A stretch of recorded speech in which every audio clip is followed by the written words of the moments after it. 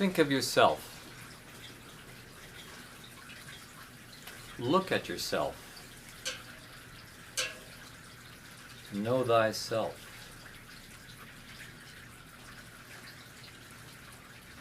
Know your center. Know your center of centers. You have multiple centers. And your heart is the center of centers. Your heart is a center of the universe. A center of the expanding universe. Your heart is a center of the contracting universe. A center of the expanding and contracting universe. Diastole, systole. Expansion, contraction. The universe is both expanding and contracting. The diastole and systole of the expanding and contracting universe is mirrored in you.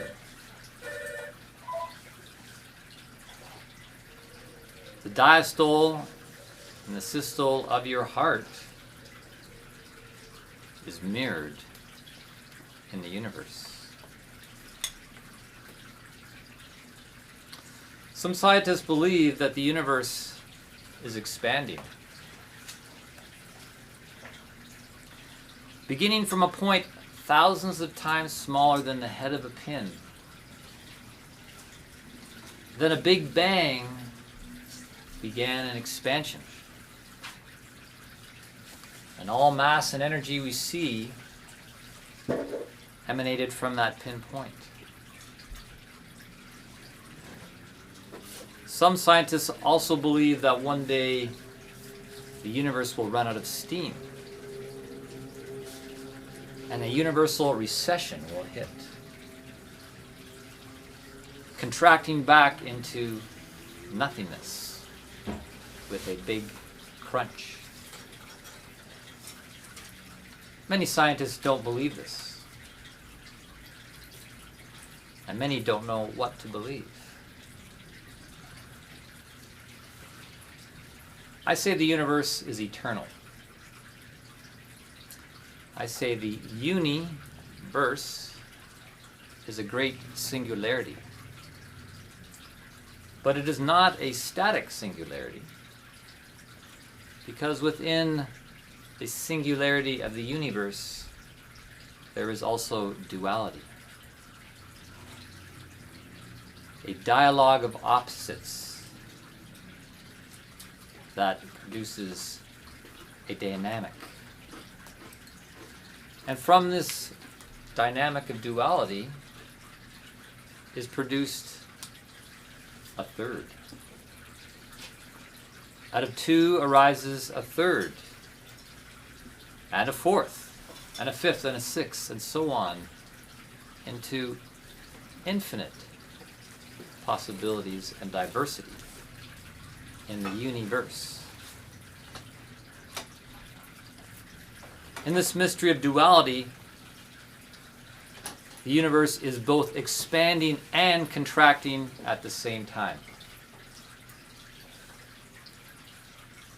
No big bang, no big crunch, no beginning, no end. Simply eternal and infinite. And if expansion and contraction is the definition of an orgasm,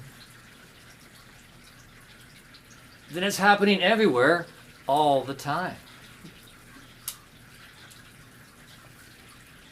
The universe is experiencing an eternal, infinite multidimensional orgasm.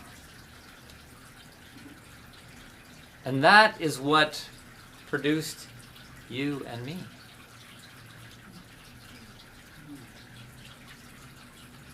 And that is what we are looking for.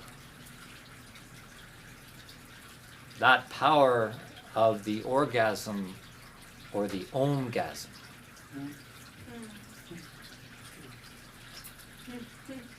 Sometimes known as the power of Tantra, the weaving of dualities. And our heart, our center of centers, is a center of all that.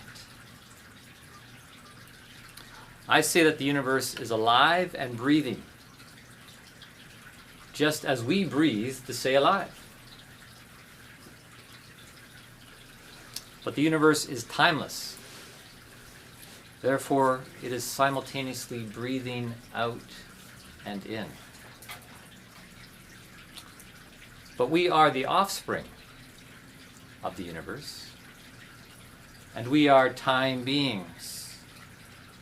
So we experience in time, breathing in and breathing out,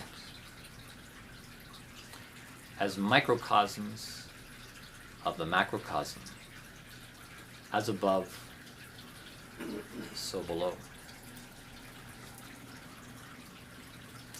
And through the mystery of this, the pulse of the universe has found its way into you and to me, at our very core center.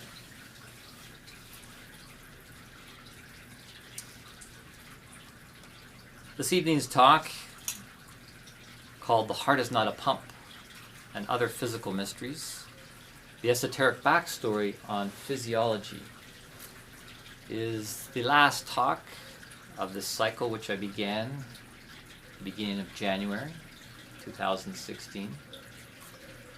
And over these 6 months, I've been working from the periphery towards the center, beginning with a talk on the origins of the cosmos, looking at the big picture.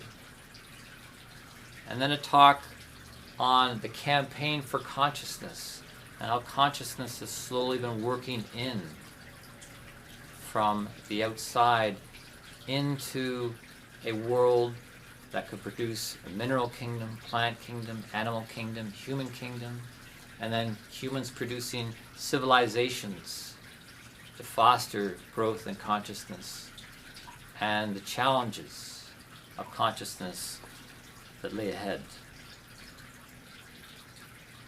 Bringing us to tonight's talk, the center.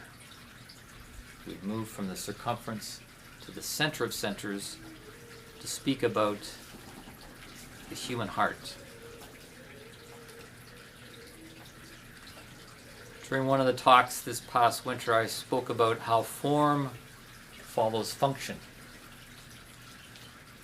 This is, of course, an accepted idea among scientists, that form follows function, the form of the physical body. In spiritual science, we can talk about how the form of the body follows the function of the soul, which follows the function of the spirit. For the body serves the soul, which serves the spirit. And the spirit likewise evolves when it incarnates into a soul and then is embodied in physical form. Growth is a two-way street between matter and spirit, form and life. And this bridges the Cartesian split and Cartesian anxiety we have spoken of that plagues our society and leads to so much of the mental health challenges we face today, which really is a spiritual crisis. When we speak of duality and the dynamics of duality, it's an important principle to understand that there's always two things happening at once. As our body grows up from birth, there's also a growing down of the spirit to take hold of matter. There is an ascent and a descent. You might think of the two currents, the downward descent into manifestation and the upward ascent into liberation, both happening simultaneously to bring about spiritual evolution. Which is why I've put this picture of a plant on the whiteboard and how the human is an inverted plant. But there's always a growing up and growing down at the same time. One could also say that while there is an upcoming, there is also an incoming of new spiritual impulses onto the motherboard of matter. We can see this in springtime. Trees and grass and flowers are growing up from their center. But there's also incoming from the periphery. Because a plant does not grow in a vacuum. A plant is supported by things coming to it from the outside. The warmth and light of the sun has an effect upon the seed. The rain brings the moisture down into the soil, which the roots can drink up, bringing with it the minerals and the nutrients to build itself from within. And even the gases on the outside breathe the plant. And of course, the love bugs that buzz around to help with the pollination and reproduction of the plant. So in duality, there's always a conversation between two things, like a dyad between two humans. One is speaking and one is listening. Then while the other one speaks, the other one listens. This is a holistic conversation between two. Right now I'm hosting two music jams in the Trinity Bellwoods Park. We had one last week. And the name of it was Calling in Summer. We're calling in summer with our voice. And the one next week, next Tuesday, is listening to summer. First we speak, and then we listen. And in this dyad, there is a holistic growth between two complements. On the grander scale of nature, I speak of the plan of planetary influences on plants. The plan of the planetary influences on the growth of plants. When we speak of growth on this planet, we cannot exclude the dialogue and the influence of the other planets in our solar system.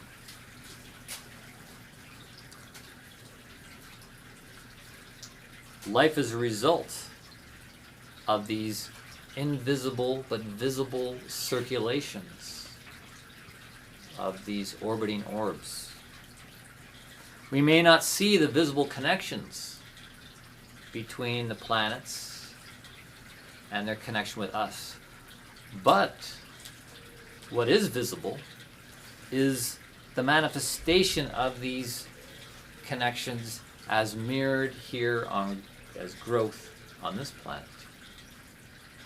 Everything we see in the visible realm is a reflection, or you might say an echo, of the circulations of these other planets within our solar system. When I first began studying spiritual science over 25 years ago, working with what is known as anthroposophy, Rudolf Steiner's version of spiritual science called anthroposophy, I many times heard this definition saying that spiritual science or anthroposophy is a path of knowledge to guide the spiritual in the human to the spiritual in the universe. That really is the bottom line of this work. The study and practice of this work to guide that which is spiritual within us to the spiritual that is in the universe. And we're at a critical juncture right now in our culture, in our paradigm, in our scientific meme, where there isn't really necessarily an impulse to find the spiritual within yourself and to connect it with the spiritual in the universe. But as scientists of the spirit, we want to move from the visible. We want to move through the visible into the invisible realms. We want to go beyond what is sensible into the supersensible. Which brings us to this topic of esoteric physiology. Looking at the master organs and how the orbits and pulsations of the planets have supported and give rise to these organs. For example, the connection between the lungs and Mercury. Mercury orbits the solar system 4 times a year, just as the lungs go through 4 breath cycles. Or the pulse goes 4 times for every 1 breath cycle. Is this a mirror, an echo of these planets on the development of our organs? Likewise, the liver and Jupiter. Jupiter takes 12 years to cycle around the sun. And so does the liver take 12 years to come to maturation within the human body. The kidney in Venus. Venus in its 9-month orbit around the sun as reflected in the 9-month embryonic gestation period. And then the heart and its connection to the sun. The sun is the center of the solar system. It holds the central presence amongst all the other planets, and is in a symbiotic conversation with all the planets circulating around it. Likewise, the human heart sits in the center of our body, and all other organs and circulations circle around the heart as the periphery of the heart. And the heart sends messages out from its center to the periphery, and likewise gains information and brings it back to its center.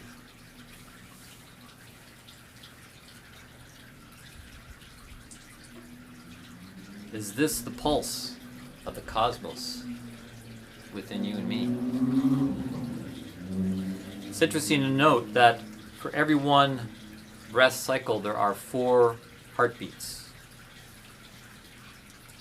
So within 1 minute, there are 18 breaths and 72 heartbeats. 72 is the number of years it takes the vernal point to move 1 degree in the zodiac. The vernal point being the position of the sun against the backdrop of the stars at each spring equinox. Every 72 years, it moves 1 degree, the same number of beats of the heart in 1 minute. Likewise, each minute we experience optimally 18 breaths. Times 60 for an hour, times 24 hours comes to a total of 25,920 breaths in a day. That's the exact same number of years it takes for the vernal point to make a complete cycle against the backdrop of the zodiac. Do we see a relationship between our microcosm and the macrocosm? Between the above and the below? A relationship between the sun center of our solar system and the human heart?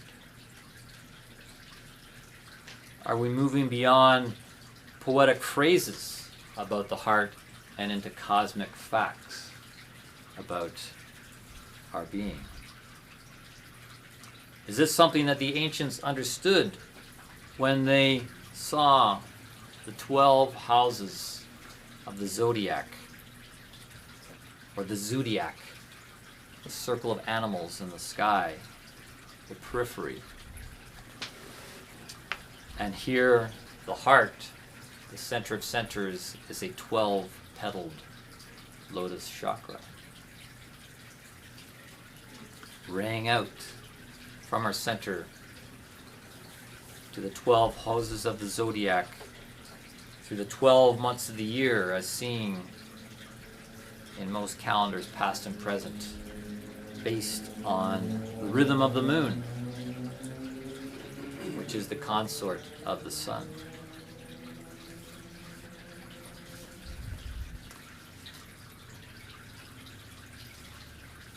Looking deeper into the heart center, how does a center arise? Where does a center come from? What is a center about?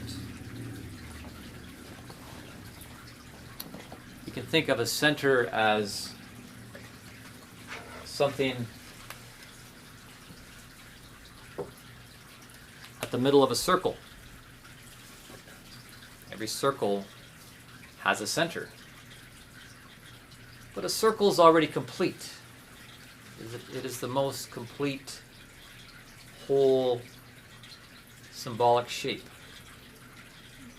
So it doesn't necessarily provide us information on how a center arises. We know that the indigenous people have worked with the medicine wheel, the circle, honoring the 4 directions, north, south, east, and west. But even there, the quadrant is complex. That is more than the simple duality. So let us again look at ourselves, think of ourselves, know thyself as a being of duality. In duality, in the 3D realm, we have an above and a below. So between the above and the below, there must be a center. We have a left and a right. In that duality, there's also a center. We have a front and a back. Again, in the middle, there is a center. Other dualities, there is the inner and the outer, the center, the periphery. And if we speak of movement, we speak of time.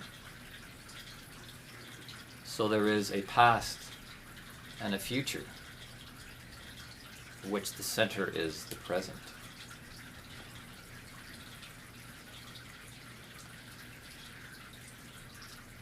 Looking at our physical nature as a portal to understand spiritual principles, we can see we are made up of two poles. We have the head at the top, and then at the bottom we have our limbs.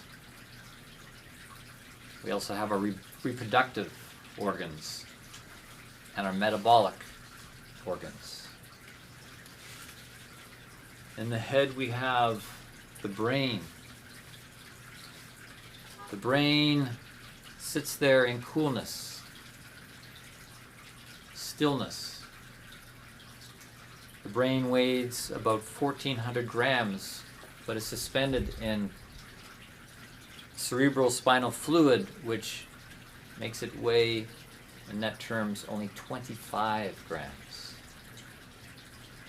The brain sits there suspended in coolness and stillness. Whereas at the other pole, the limbs, the reproductive and metabolic organs are not still. They're very active, producing heat, producing energy through their activity. At the head pole, we have very much an internal sense. This skull is very cave-like. The brain is held within this cave. And in the winter months, I like to go into my cave, my bedroom, where I sit with my books and my thoughts.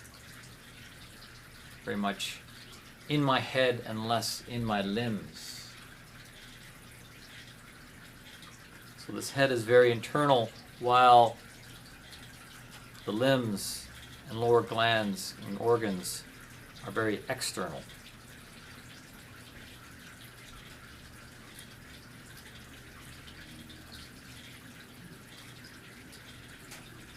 The thinking is associated with the brain. When a person is thinking, the eyes open and brain activity arises. Whereas the limbs and the metabolic and reproductive organs are associated with doing, the will.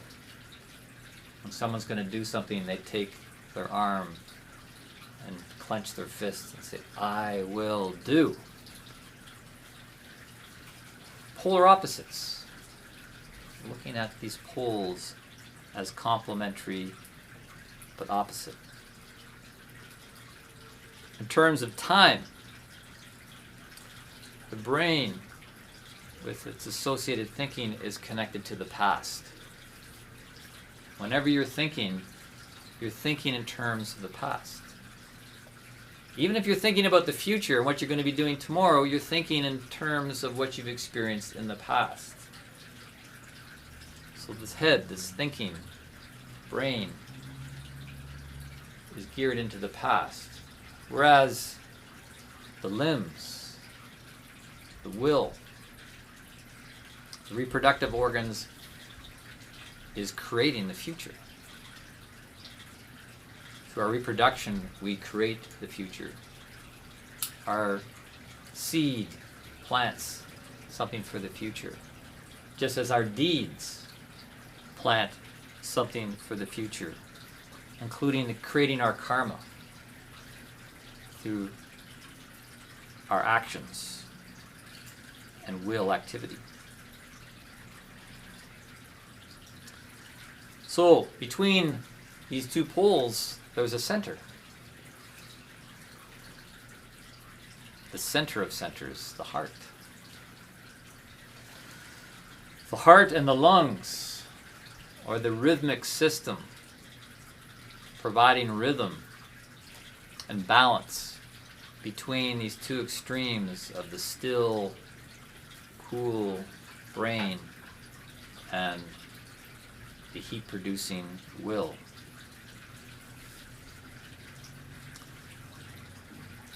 The heart is neither internal nor external. It is both. It is in a constant active flux between expansion and contraction. And through this it acts as a mediator of the two poles between the head and the will. And of course the blood circulating through the heart maintains a constant body temperature of 37 degrees Celsius, so that all else be maintained. The center of centers between the above, the below, the front, the back, the left, the right, the inner and the outer, the center and the periphery. It's a big job the heart has. And it does take some intelligence to do it. And of course, we know it has to live in the present moment in order to do that. And even as a heart on the spiritual level, as a mediator on the spiritual level, it is mediating duality to turn us into individuals. The word individual means not divided in two, but whole. And so as a spiritual mediator, the heart guides us on this path of individuation, not divided in two, but mediating all dualities into oneness and wholeness.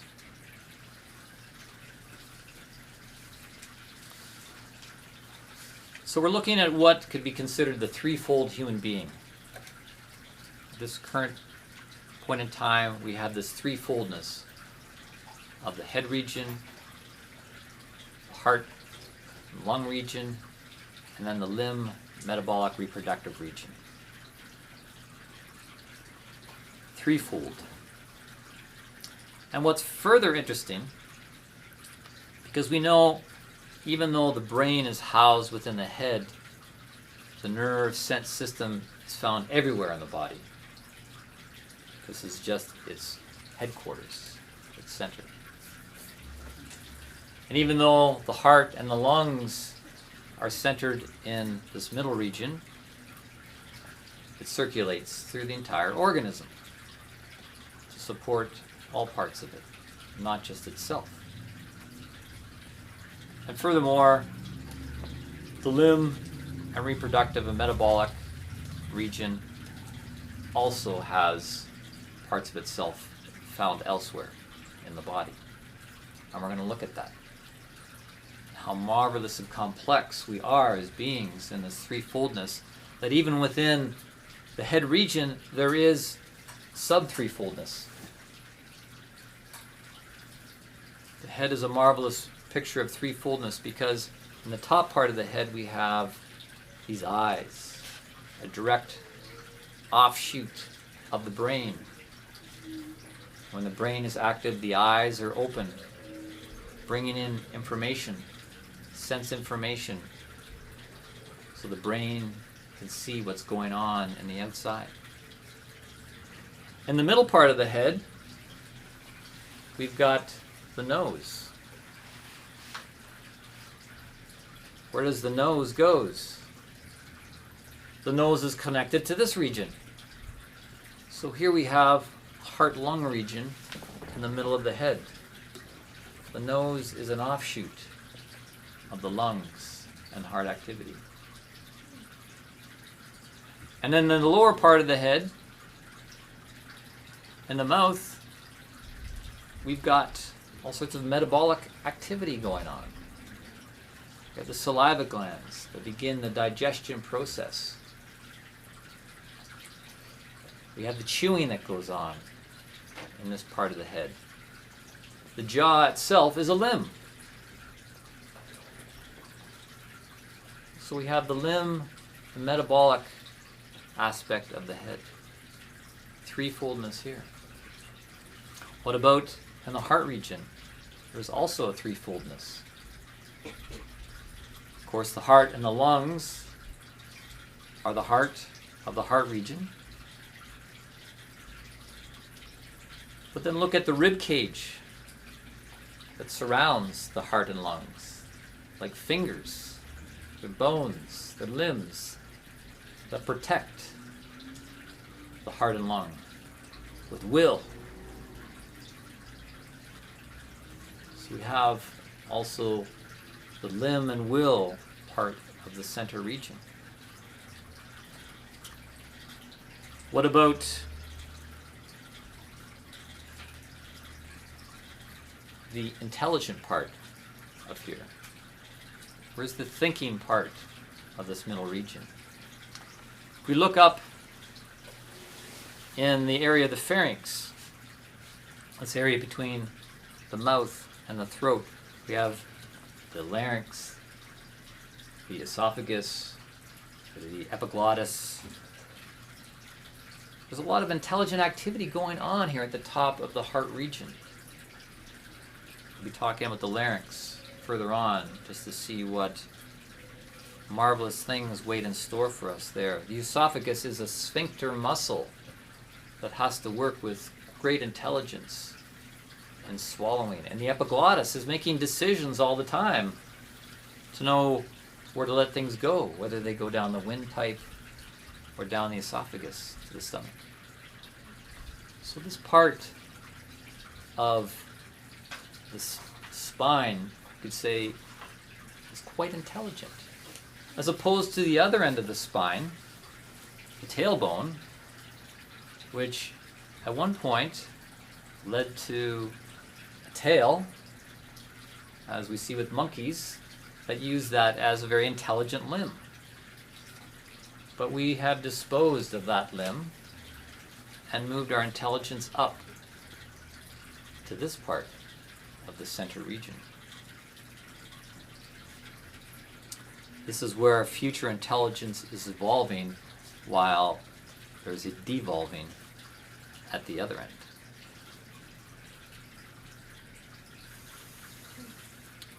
Then in the third region, there's also a threefoldness. Look at a bone. Take your femur. Of course, the bone itself is a limb. So there is the limb of the limb. But look inside the bone. You could say into the heart of the bone, and the bone marrow is producing the components of blood that's used by the heart. So we have something of a heart in the bone.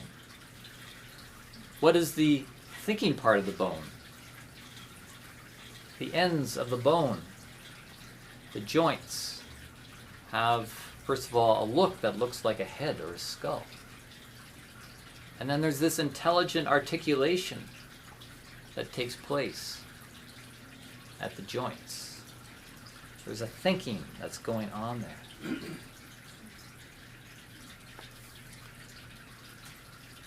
So here we have, within our physical body, an incredible complexity, an interweaving, you might say a tantrification of different forms of activity. And as we said earlier on, there's a relationship between form and function. We can now start to talk about the threefold soul and how the forms of the physical body have this particular form and shape to support soul activity, inner activity. And so in this top region, the brain, we normally associate with thinking. And in this middle region, the heart and lung, we associate with feeling. And in the third region of the limbs and metabolic and reproductive, we associate with the will. These are not physical things, physical activities, thinking, feeling, and will, but we could call them soul capacities. Because we do not think with the brain, as some people suppose. We do not think with the brain. We don't think with the brain any more than you experience feelings and emotions with your physical heart. You know, when you have a emotion, a feeling, there can be some expression of that physically through rapid breathing or increased heart rate. But that is the soul working with the interface of the physical body. Just as when we have a thought, it then can interface through the brain to interface with the physical world.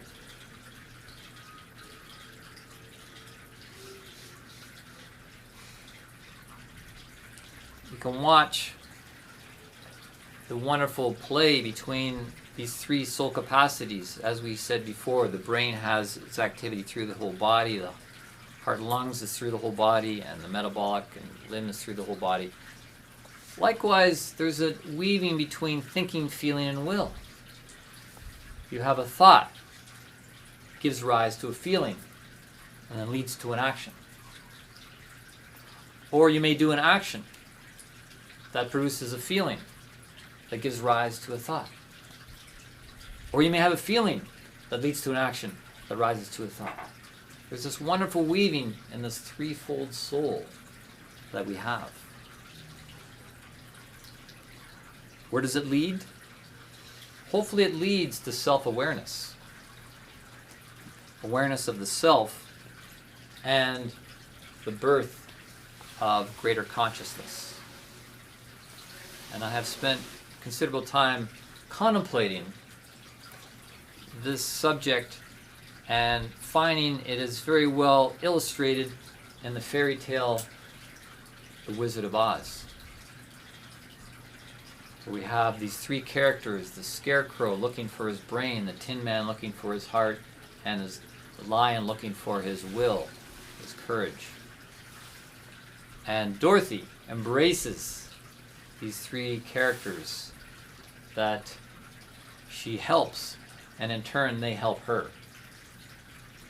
Dorothy as a representation of the self, the awakening, initiating self on the journey of life known as the Yellow Brick Road.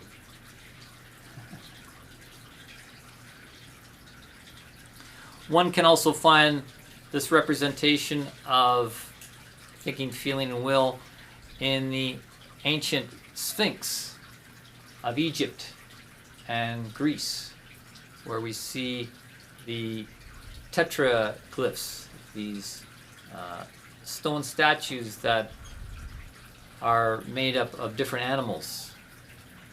In some cases we have ones that are part cow or bull, part bird, eagle, and lion.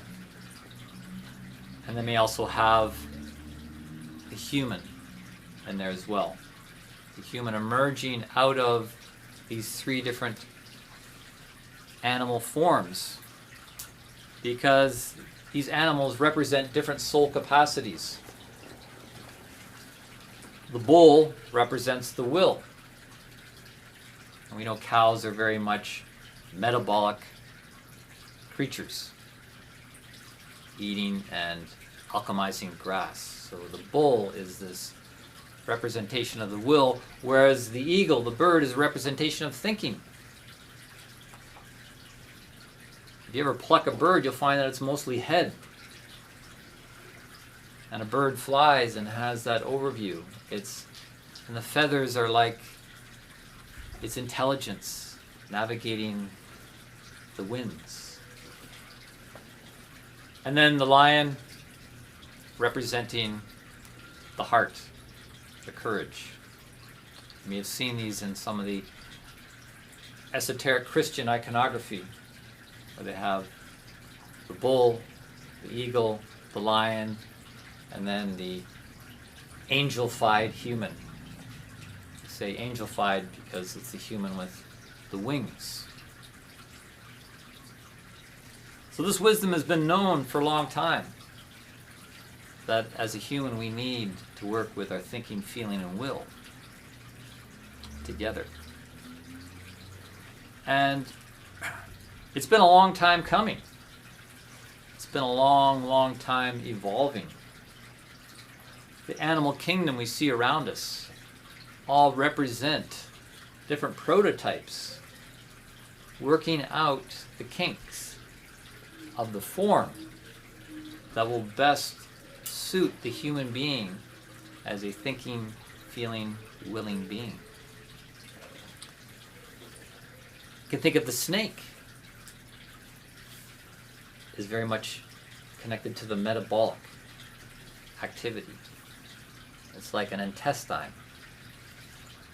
When a snake eats something, it digests it sometimes for weeks. Not much of a head, but it can sure get its mouth open big enough to swallow something even bigger than itself and settle in for a nice long digest. Birds are not like that. Birds are not digestive creatures. Birds are constantly eating and pooping, eating and pooping, eating and pooping. There's no digestion time. They have to eat like pounds of seeds per day. They're perched there watching, thinking, observing. And then of course the lion. It's always associated with this courage and even warmth. The warmth of a lion's pride. And this warmth is very much an important factor in our spiritual evolution.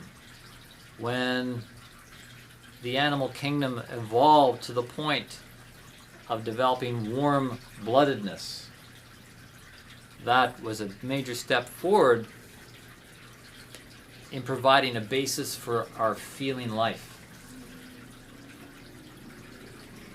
And you can see that in warm-blooded mammals who gestate their offspring within. They hold their offspring within their own warmth through the embryonic period instead of laying eggs on the outside, where they may leave them to be warmed in the warmth of the earth and the sun, or perhaps to roost on them. So the warm-bloodedness of the mammals was a major step in our evolution towards the development of a feeling life and a soul life,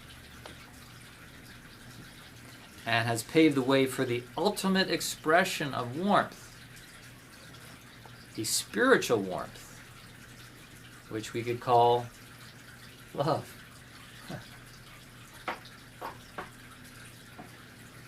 Now I ask, where is the source of warmth?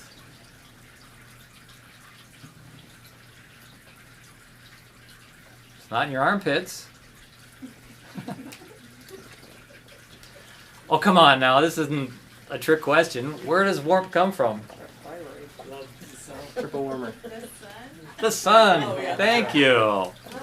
Yes, grade 9 science. The heart. Yes, the source of all warmth is the sun, which has given rise to species that are warm-blooded, and even the source of warm-heartedness. And this is the intended destiny of the human heart, as laid down by the hierarchy of higher beings who oversee our spiritual evolution, the creation. That they have been incubating us here. They are like a hen roosting upon us. And as I tried to lay out in the first 3 lectures in January about how the spiritual hierarchy began this whole process back in the first incarnation of the earth known as ancient Saturn. And the beginning of us was as warmth globules within a warmth mass that was as big as the orbit of Saturn is today. And where did those warmth globules come from? It was from the warmth of those higher beings, the angelic hierarchy above us. Through their interest and their sacrifice of their own substance and beingness, that began as the foundation, the production of all life as we know it here in this eggshell. And we are in the physical universe is like being in an egg. And we're not quite sure what's beyond there. We have to go beyond our senses. 5 senses to see what's beyond the eggshell, or what is known esoterically as the threshold.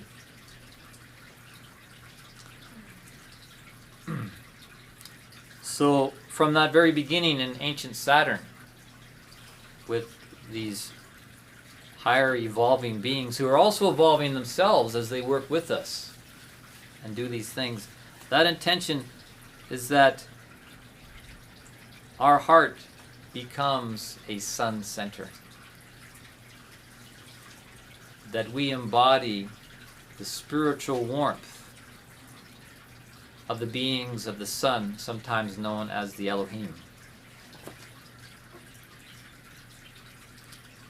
That source of warmth and light that is like the glue of the solar system is embodied by you and me.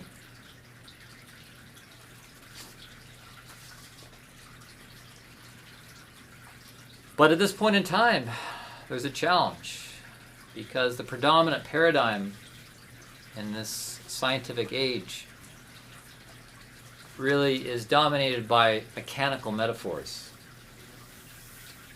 We think of the liver as a chemical factory and the kidney as a waste treatment plant. We think of the brain as a computer, and we think of the heart as a pump, pumping away, pumping blood. And they've even tried to replace the human heart with a mechanical pump, but not too successfully. This idea of the pump as a theory actually originated back in the 1600s with a gentleman named William Harvey, who's now considered the father of cardiology, who theorized that the heart is a pump, just pumping this liquid blood out through the body and back in.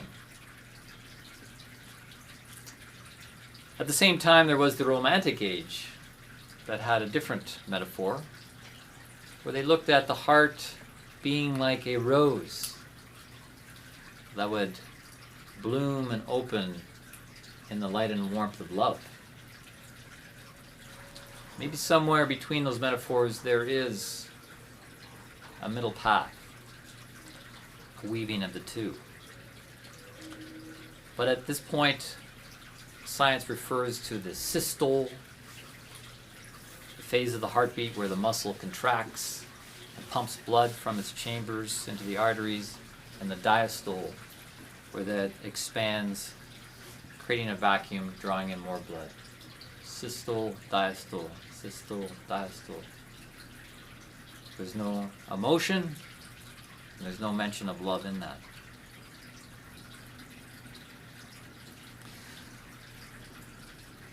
So how did the heart get its start? Well, we can do a little bit of reverse engineering. We do know some things about the physical heart, that it is in fact a muscle. But what is a muscle? A muscle is actually 75% water. So the heart itself is quite liquid.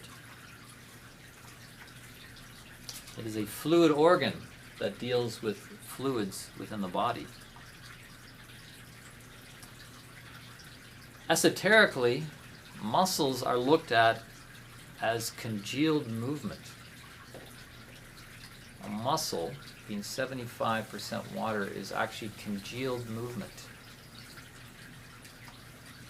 It's congealed movement that has crystallized out of the subtle dimensions.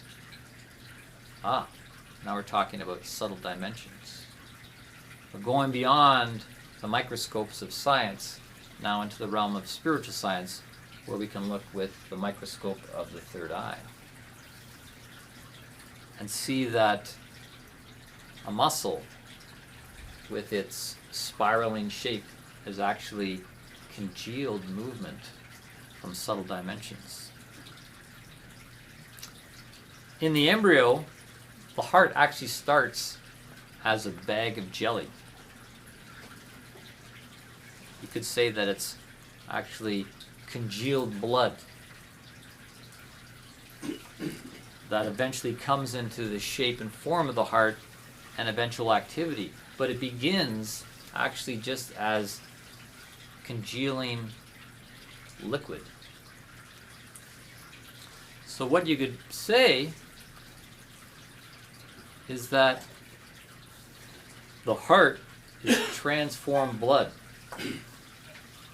Blood has gone through a metamorphosis into producing this organ for its own activity, which is not too far of a stretch if you consider that the skull is a transformed vertebra. And this was first pointed out by Goethe, the German scientist, who said that if you took the skull and you opened it up and basically flattened it out, you would see the skull is a transformed vertebra. The vertebra aspires to be a skull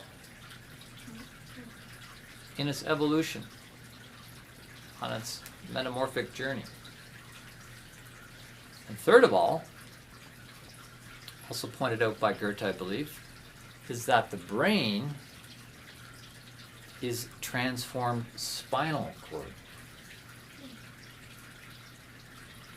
Yes. First came the spinal cord in the lower species that eventually evolved into a brain. The spinal cord aspired to be a brain, the vertebra aspired to be a skull to house it, and the blood aspires to be a heart. Why?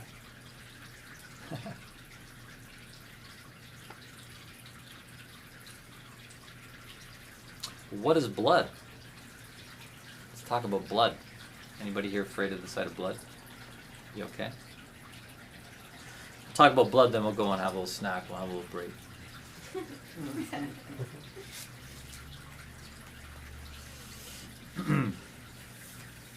Rudolf Steiner speaks about the blood. Rudolf Steiner was a scientist, and he was not one to make slipshod comments about scientific matters. And he was quite clear and reiterated time and again that the heart is not a pump. The blood drives the heart, not the heart driving the blood. Now, before you scratch your head or go screaming from the room and going, that's ludicrous. How can the blood drive the heart and the heart doesn't drive the blood? Well, think about it. Think about a plant. Think about a plant growing in the earth, which has its sap drawn up through its core, through the roots, up through the stalk, into the bloom. This movement of fluids within a plant, is there any pump? No pump there. And yet there's movement of fluid within the plant body.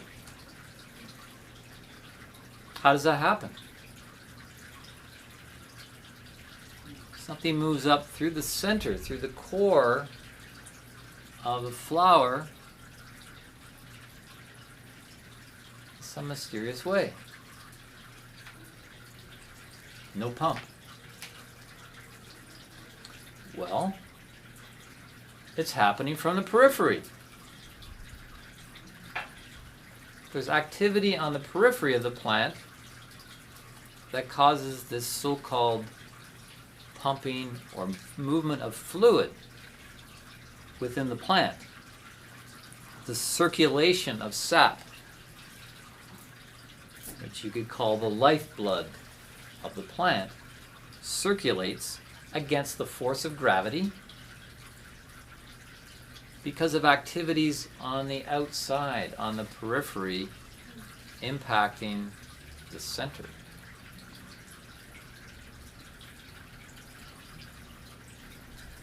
So we can see it in the seasons. It begins in springtime after a period of latency. No movement, no sap rising. Has anyone here ever gone maple sapping? Yes. You pay attention to the seasons, right? It happens in fall. No. Only in the spring, late winter. Right, when there's a change in temperature. The tilt of the earth, right, against the sun, increases warmth in that area. And the warmth of the sun works against gravity, producing levity, drawing up the moisture in the earth. So it's the things on the periphery, our solar system, the orbiting of these planets around us, working down into the center, that create life and activity.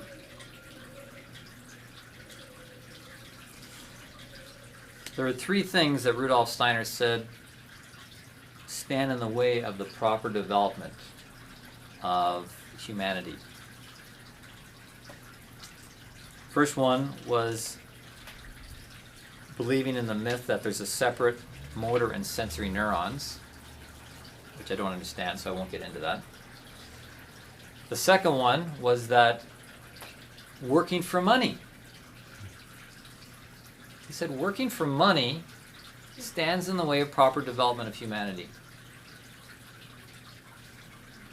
And the third one is to think that the heart is a pump. So I'm going to leave it on that note for a moment. We'll take a little break, a little bio break. So we left off talking about the heart and the blood, and how the heart, as the center of center, is really a pivot point for circulations. Not only the circulation of the blood, but any kind of circulation that's coming from the periphery, which can include the circulations of the solar system, and how that influences life here on Earth. So this heart is extremely intelligent in being able to mediate all that is coming from that, including all the subtle energies. Because as we said, for example, the muscle is congealed subtle energies from subtle dimensions. And that's what gave rise to the heart. And that's what's given rise to the blood. But the blood itself was originally of more etheric nature. And there is an etheric side to the blood, as well as the physical parts with the red blood cells and the white blood cells and the platelets and all of that. So, as far as the heart being a pump, it's not a pump, it's a pivotal point. If there's any pumping action going on, it's actually in the lower region. It doesn't really make sense to say that the heart is pumping blood downhill and the amount of volume, the volume of blood, they really know that it can't be a pump. When they do the math and they crunch the numbers, they go, there's no way this muscle can handle this volume of liquid for this long. It just doesn't add up. So science knows that, but they don't really have any other kind of explanation. So the heart as a pump theory continues to be taught in the institutions, as does the use of Leonardo da Vinci's diagrams of the pump from a few hundred years ago, which are actually erroneous and do not portray the heart the way it is. So we're kind of stuck with this paradigm that can't be replaced with a new paradigm because science doesn't have the spiritual science perspective. So they're just going to be grasping at straws and never completely putting the picture together, because everything has arisen out of more subtle energies. But in terms of the pumping action, I've read some interesting stuff on this, and you can do some research yourself, because there is some things online, and I've been working with books like this of Rudolf Steiner's called An Occult Physiology. Very illuminating ideas about human form. But the way that the liquid flows, gravity would pull it down, and then with a certain speed, it's going to slow down as it gets into the capillaries, which are narrower and narrower and narrower, and actually comes to a standstill when it gets to the extremities. But what pumps it back uphill is the metabolic activity. It's actually this third region that receives the liquid of the blood and the nutrition that's in it, and every cell is ingesting liquid and excreting liquid. It takes in the fresh stuff and gets rid of the waste product. So every cell is doing this pumping action, which then sends it through the capillaries and then into the veins, which get wider and wider, and it goes up to the heart.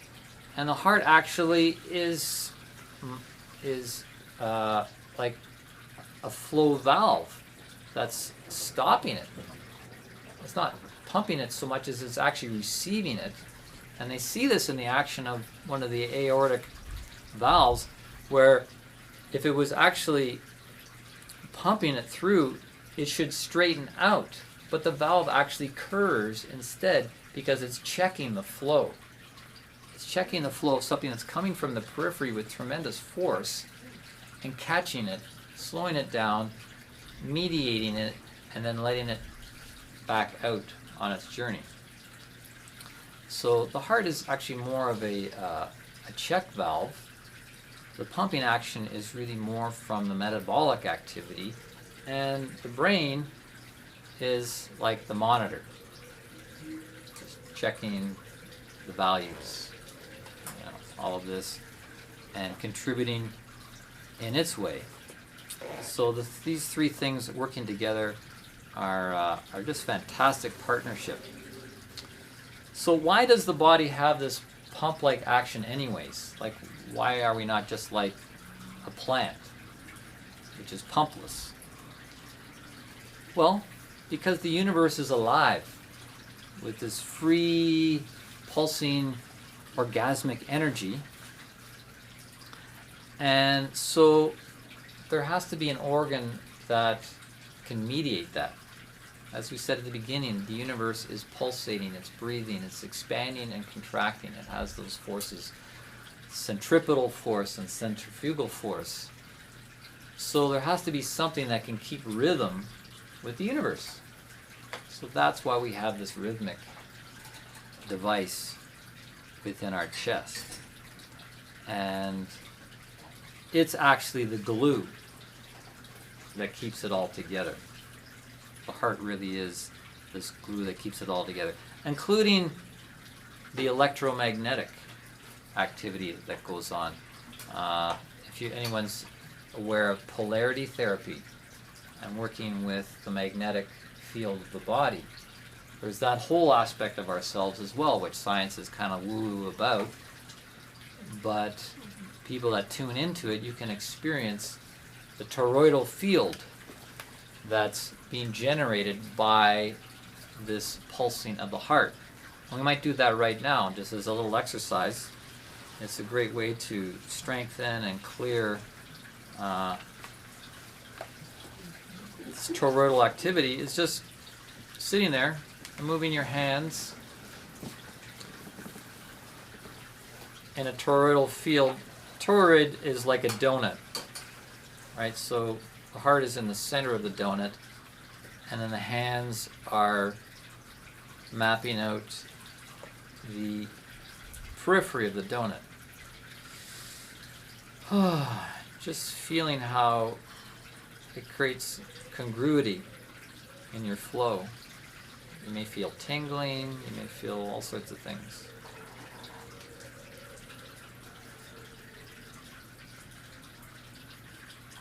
And then reverse.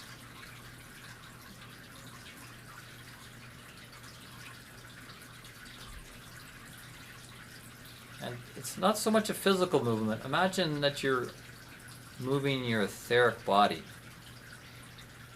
Imagine like there's kind of these wings that surround your arms. Put your awareness on those and move those.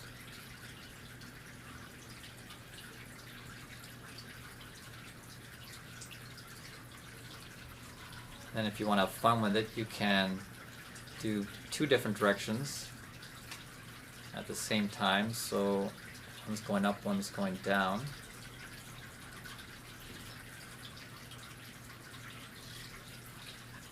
This both stirs up the energies and settles them at the same time.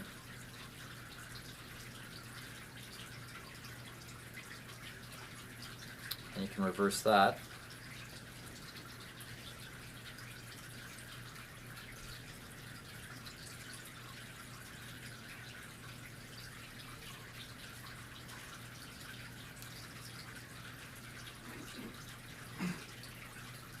And then finish off one more where you have the hands going the same way.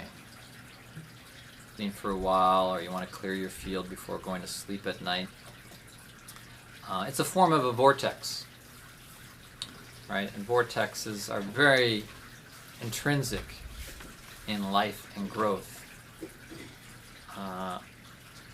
We see vortexes everywhere. The heart has a spiraling vortex shape to it. Blood moving through the veins and arteries spiral in this vortexing motion. The arm itself, if you look at, like when I put my arm out, it goes in this vortex. It's this gentle curvature. You don't have any perfectly straight bones. So the spiraling that's in the heart and in the blood flow, again, it's a mirroring of the macrocosm, because the planets, the orbits of the planets is a spiral. I mean, there's they're not round. There's an elliptic quality to them, but there's also a spiraling because the sun is charging through space. The sun is motoring through space, and the planets are spiraling like in a corkscrew fashion as they orbit around the sun. And so the spiraling effect is seen in our bones, our organs. It's in the pine cone shape of our pineal gland. Right down to our DNA has this spiraling helix shape to it because of the cosmic currents. Cosmic currents that are the origin of everything.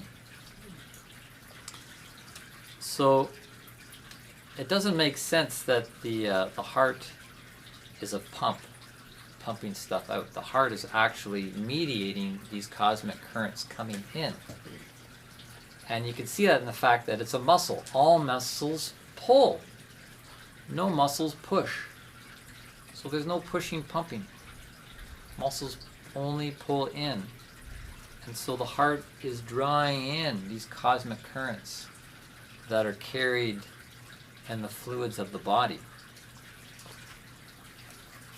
And as we talk about the fluids of the body, this gets even more interesting, because there's an intertwining between the heart, the blood, and the egoic self. Because the heart's not just a pump, the blood's not just liquid. That the blood is actually the medium for the self. Right? We talked about how warm-blooded animals were as an evolutionary step towards a soul life.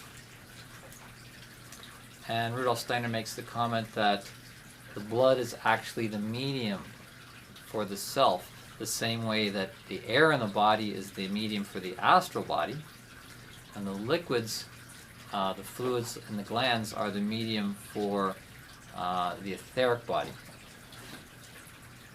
all within this mineral body.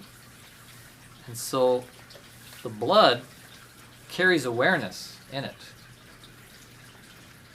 The blood, as it goes out from the center to the periphery, is picking up information vibrationally and in the subtle currents, and carries that awareness back in to us. And in fact, DNA is just a record keeper. Blood is the awareness, DNA is just the record keeper. Because blood is living. Blood is living. We can see this in blushing. Blushing. When a person blushes, this blood goes running up into the face. There's a sense of self-awareness, or self-exposure, or self-preservation maybe. So this blushing, of this dilation of the blood vessels in the face, there's kind of an ego embarrassment going on, right? You blush because there's an ego embarrassment. There's this correlation between the ego and the blood. And you can see it also in the story of Adam and Eve, right? Adam and Eve in the Garden of Eden, they ate of the tree of the knowledge of good and evil, and then they had this awakening to self and good and evil and self-knowledge, and then there was this embarrassment. They went and they found leaves from another tree to cover themselves up in this embarrassment and to try and hide. Try to hide from the awareness of God. So that's an interesting manifestation of how blood carries this awareness, and how blushing is an indication of that. So when people tell you that the brain is the place where you are, that the brain is the seat of the soul, or this thinking goes on in the brain and that's who you are, it's really not looking at it with anything other than very materialistic perspective. Because you see more of yourself through an emotional reaction than you do a brain reaction, right? Like when something touches you emotionally, you're much more present in that than in some synapse reaction. Like if you touch something that's hot, sure, the brain goes, it's hot, and you have a bigger reaction. But if you saw something tragic and it moved you emotionally, that's really much more you. So the you is much more connected to this middle realm than the head realm, the brain. And as I like to tell my niece, I've shared this story before, but last Christmas at the Christmas dinner, we had my sister asked my niece in grade 9 if she'd say a blessing, and she says, "Oh, I don't want to say a blessing. There's no God. There's nothing. There's just the brain. We're just brains." And I said, "Your brain's nothing more than a glorified ATM." It was like, "ATM? What do you mean, Uncle Jesse? An ATM?" It's like, yeah, sure, you go to the ATM and you punch in some numbers, but then it goes off somewhere else, way out there, to get information. and then brings it back to the ATM and pops out your money. And likewise with us, we are thinking outside of the body. There's more thinking that goes on outside of the body than inside the body. The brain just passes information from the thinking that takes place really in the astral body and the etheric body in, so that it can then pass to other parts of the body like the heart and the other organs, and then out into the outer realm. So yeah, more of our thinking takes place actually outside of the body in our soul life. And that's why yogis, they will fast when they want to connect their consciousness to high states of being, because if there's food in your body and metabolic activity, that actually disturbs your capacity to have consciousness. The body actually interferes with our thinking.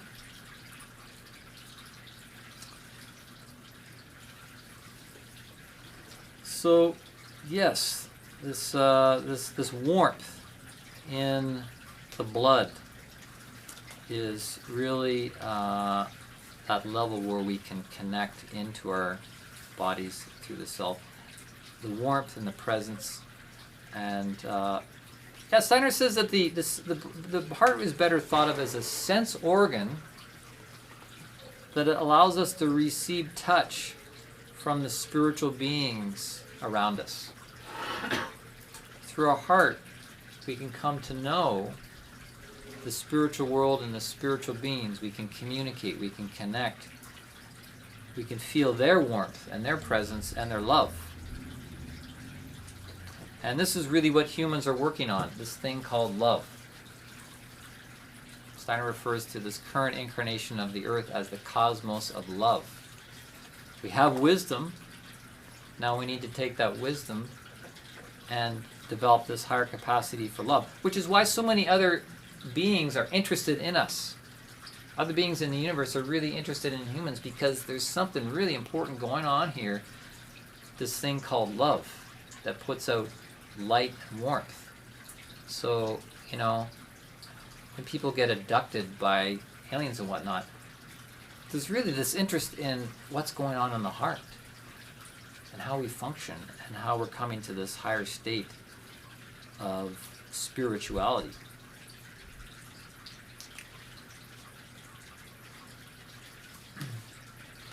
We're really now stepping over to the qualitative heart. We've talked about the physical heart, but there's the qualitative heart, our inner being, our inner life.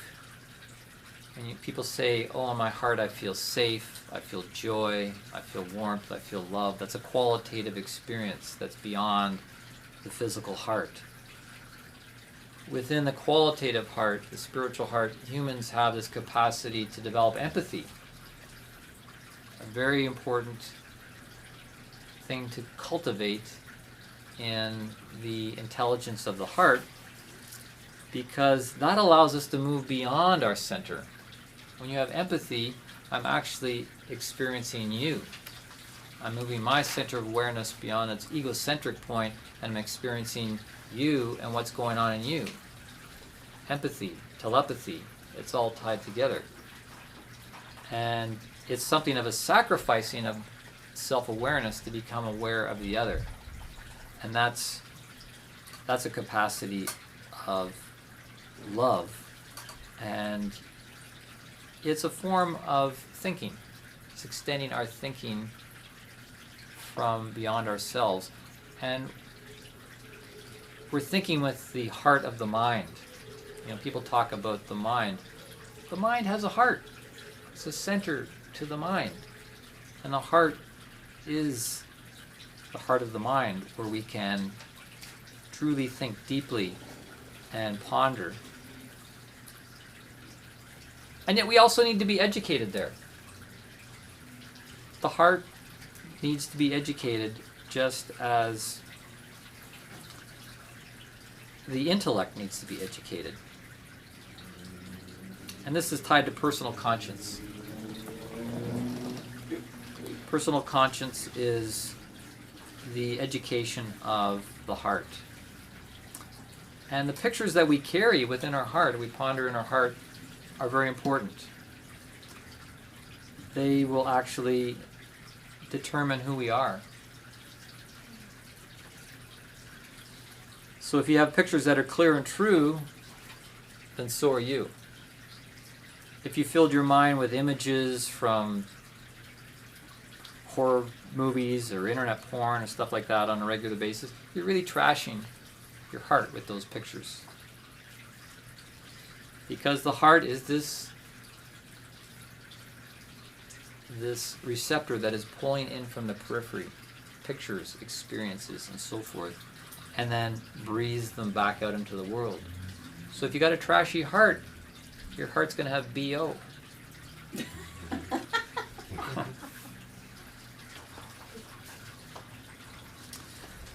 Talk a moment about head versus heart intelligence and Einstein's brain. It's interesting, when Einstein died, the doctors at the Princeton University Hospital took his brain out and divvied it up. Everybody got a little piece of Einstein's brain. I'm just checking on eBay to see if anybody's selling part of Einstein's brain, but no luck. But I think I'd actually rather have a piece of Einstein's heart. The heart of his mind was what really made him a genius. And the ability to draw in the inspiration and the imaginations that he then translated into numbers, but began with that spark of inspiration. And he said that. And he considered imagination much more important than knowledge. So, I think he considered heart intelligence more important than just brain intelligence. Can I add to that? Yes. You used the word inspiration, and I was thinking of the correlation between the air and the lungs and the astral body. And the word inspired also means to breathe in, right? Yes. So yes, exactly. Connection there. Yes, this breathing in, this drawing in, which muscles pull. So we're really needing to work on brain-free thinking, such as intuitive thinking. And I know sometimes people refer to intuitive thinking as right brain thinking. No. Intuitive thinking is not right brain thinking. Intuitive thinking is not brain thinking at all.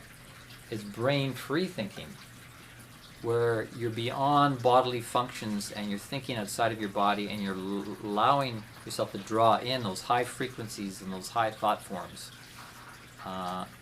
in and landing them within your heart. And if we don't, other things will run our thinking. Matter of fact, the bacteria in your body can be running the show. Our bodies are made up of more than 90% of things other than us, other things that have their own consciousness, bacteria and parasites and all sort of stuff. And they can work together, they can team up, and they can run the show of your consciousness, telling you, do this now, eat this now, oh yeah, go get this sugary thing, and so on and so forth. And yeah, treating you as a servant to their will. I've been delving into some of the heart math stuff. I get a daily email from Heart Math with a little inspirational quote. And I got their newest book called Heart Intelligence. And they've been looking at the intelligence of the heart for years now. Very inspiring. The only objection I have with the heart math work is they don't talk about the will. So, for example, they did tests and they saw how the heart could have premonitions about the future. But really it's the will that is connected to the future. The heart is connected to the present moment. So they would do better to augment some of their studies with research into the will of the human being. There's just some quotes I'm going to read from this book. The heart starts beating in the unborn fetus before the brain has formed. There is a constant two-way communication between the heart and brain. The heart sends more information to the brain than the brain sends to the heart. The heart sends signals to the brain which help inform our choices. The heart helps synchronize many patterns and systems in the body so that they can function in harmony with one another. And the heart signals especially affect the brain centers involved in strategic thinking, reaction time, and self-regulation. So this is very helpful work to help shift the paradigm away from a brain-centric view of ourselves, and to allow us to live more in our hearts. And the problem with modern education, it's really educating the heart out of people. It's certainly educating the soul out of people.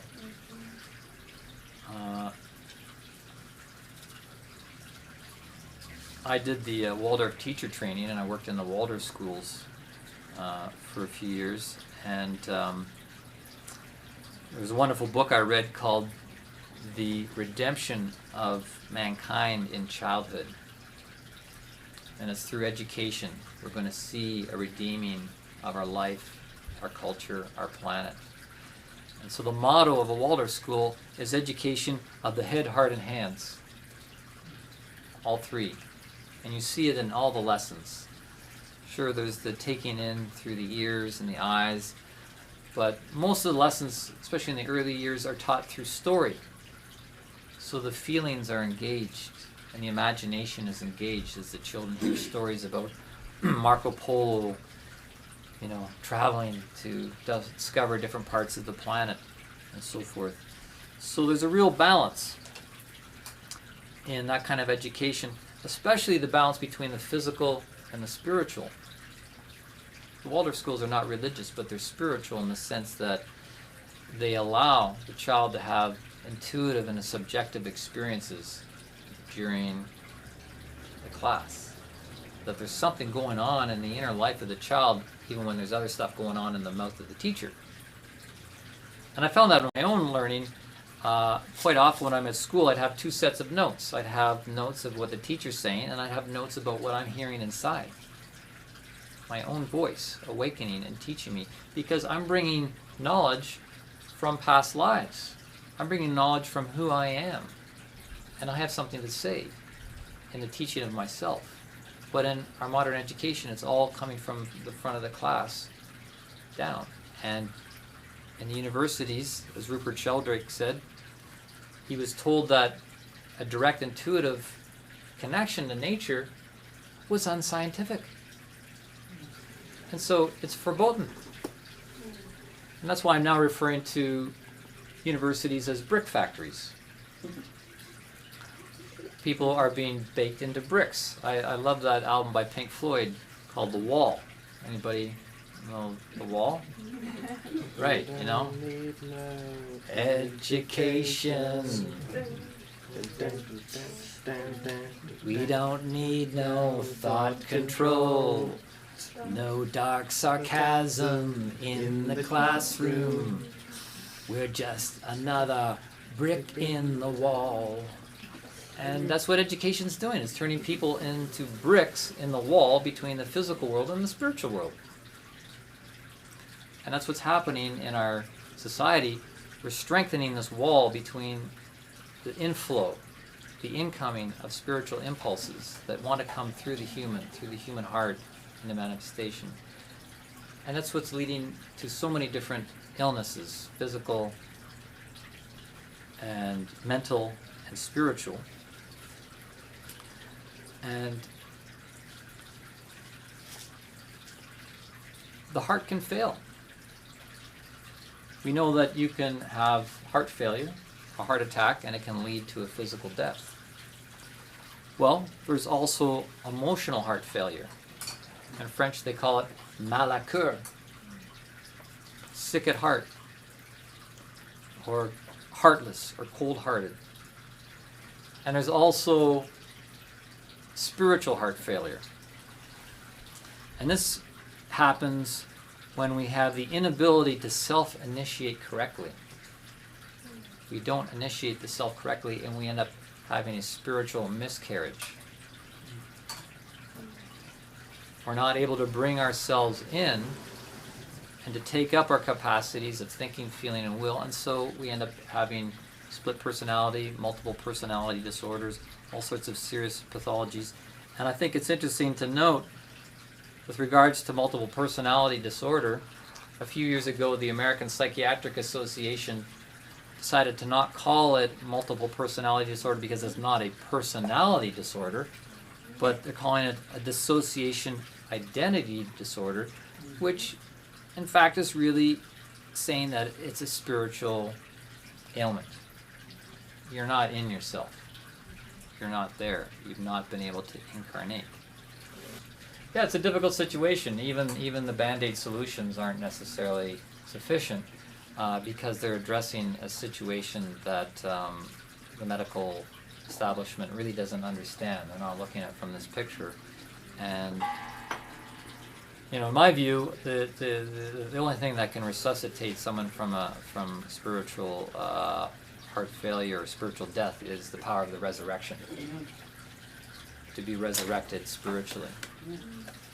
What that means is a whole another evening talk, but I'll just leave it at that it takes the big guns, the big league, to be able to overcome that sort of thing. But to work with the spiritual heart is to navigate the ethical and the karmic plane of life. When we talk about that level of the heart, it's acknowledging that you are an ethical being. You're living in a world and a universe that has an ethical component to it, which the ancients called karmic, the karmic laws of the universe. And through our heart intelligence, we can learn to navigate that plane of existence and find ourselves into a higher state of being. Because the heart needs to make decisions through its heart intelligence. I'd want to read just a short compilation of quotes from Rudolf Steiner talking about the heart and the larynx. Earlier on I mentioned that this larynx, this area here, is really set to evolve further, whereas at the other end of the column it's devolving. We lost the intelligent tailbone, and so the focus is moving up here. Rudolf Steiner says, there are within human organs two different kinds.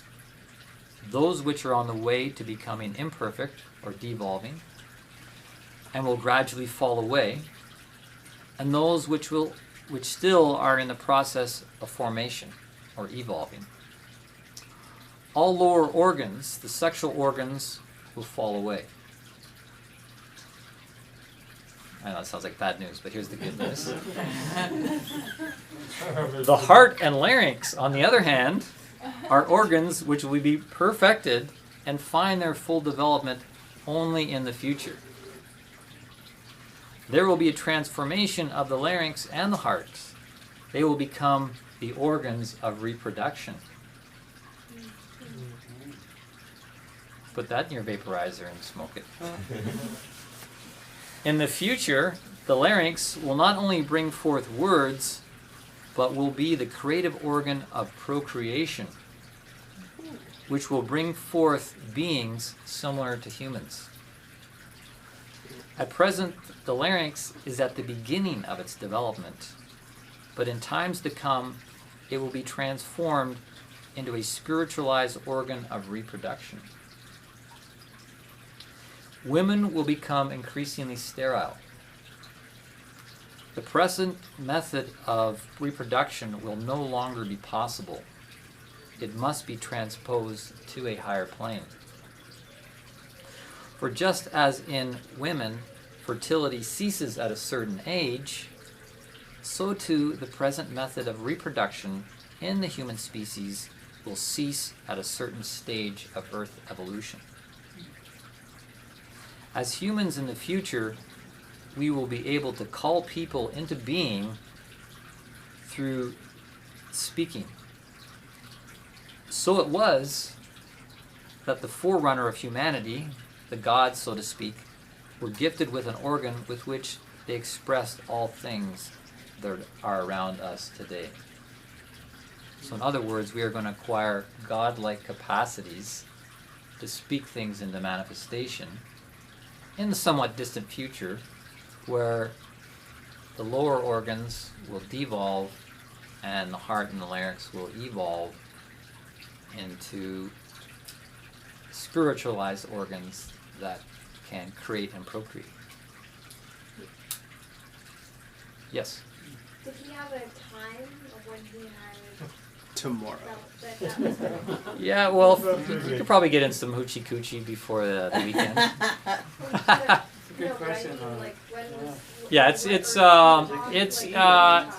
Prediction. believe it's a couple of thousand years off. because it feels like this is already happening. Yes, Well, it's always happened. yes, So yes, we still have some ways to go, but it's yes. We have ways to go, but if you think of it, if it's a couple of thousand years off not and you reincarnate every few hundred years, you've maybe got, 4 or 5 incarnations till we're done with that aspect. Yeah, and of if being. you think in like next 200 years, we're going to be able to live thousands of years as beings. There's going to be less and less reason to reproduce. Even then, I think there's still an acceleration process that goes on. I find that even a lot of like the best mediums and psychics and Edgar Casey and stuff, whenever they talk about things happening, the past is always accurate. Whenever they say, "Oh, the future is happening then or then or then," it always seems to happen way sooner.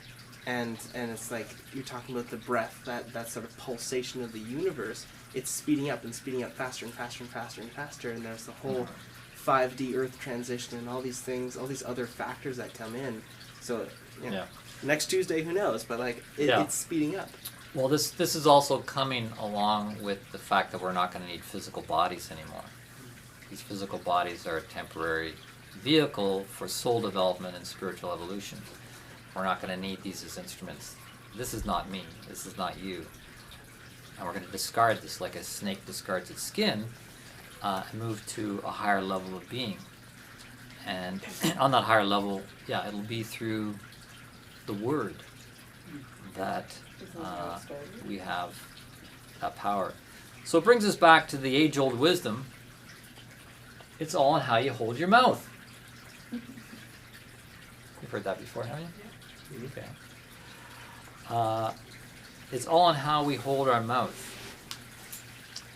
and use our speech, which is why, in the words of Jesus, he said, out of the abundance of the mouth, out of the abundance of the heart, the mouth speaks. So what you're holding in your heart is what's going to be coming out of your mouth, is what you're going to be creating. It's what you're going to be manifesting. It's also why Rudolf Steiner developed a new form of movement called eurythmy, which is speech made visible, sound made visible through dance, through movement. Eurythmy is already a precursor to taking what wants to come through the larynx and bring it into physical gesture. So, again, to quote biblical figure, Paul said, "Keep yourself from corrupt communication. Maintain integrity in what you say. Allow the truth to dwell in your hearts, and speak the truth in love."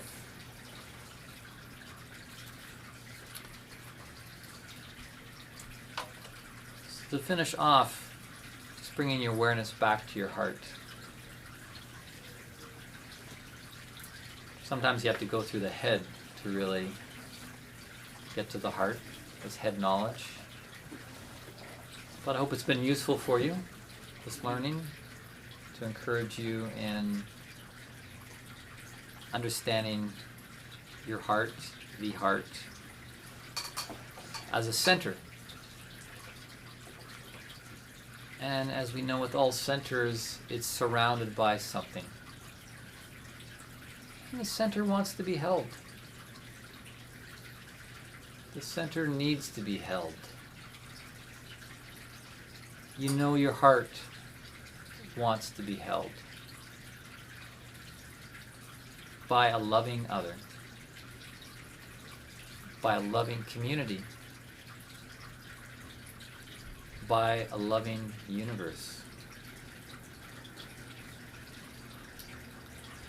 And the axiom I have repeated on several occasions during these talks: the artisanship of the universe seeks to engender self-aware, self-directed, free will beings who live from a wisdom-based love in service to the all.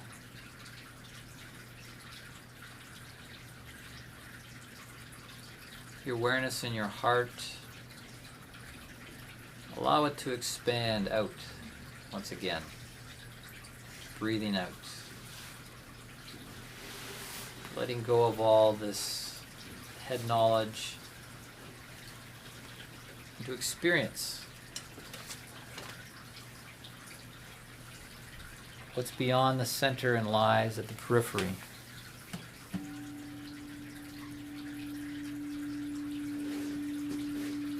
Feeling the circle of other warm-blooded, warm-hearted beings in this room.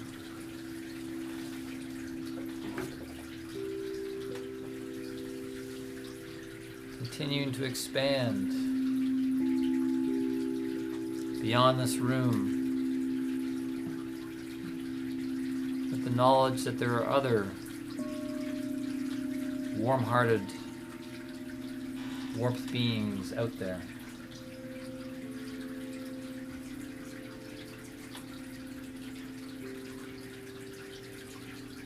Allowing your heart to expand to the periphery of the planet. Our planet. Your planet. To live on, to work on, to love on.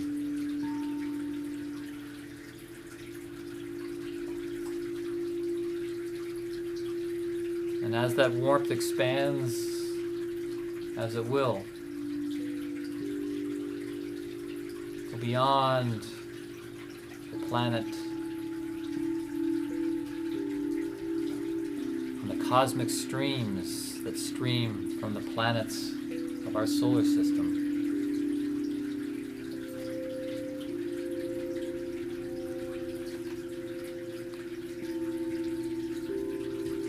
The invisible forces that ray upon us here.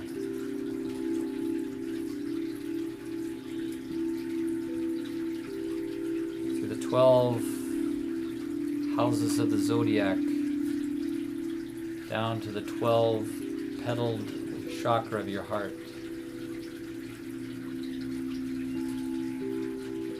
Opening and connecting to those invisible rays.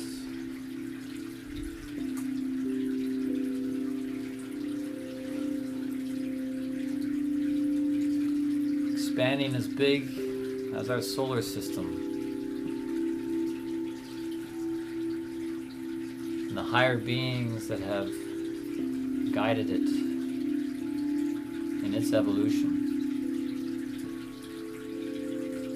Benevolent beings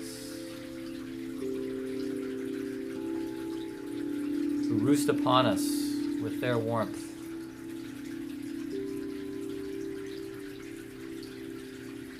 Incubating us as spiritual embryos.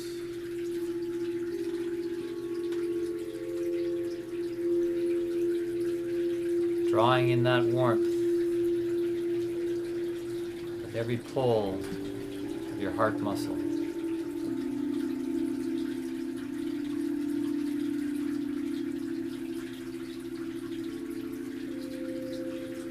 Drawing in that warmth to your center of centers, circulating it to your other centers with love.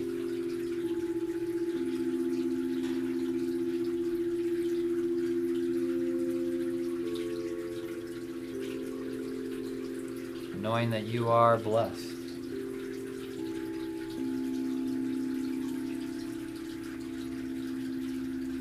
You are home.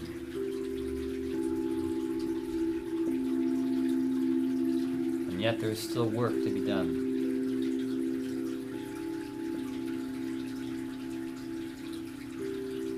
Until every being can realize that reality.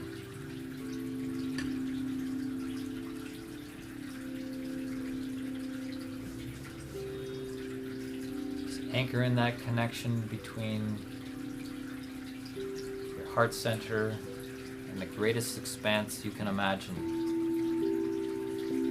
beyond the solar system, out into the galaxy, out into the infinite.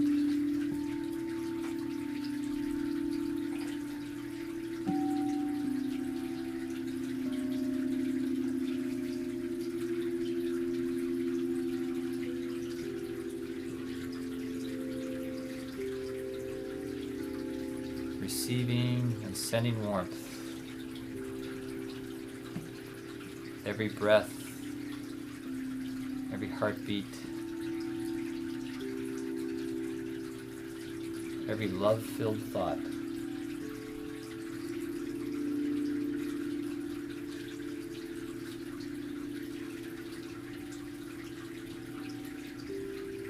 Spiritual world is on the periphery.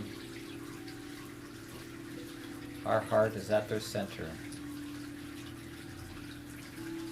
It is time to grow, to rise, to bloom.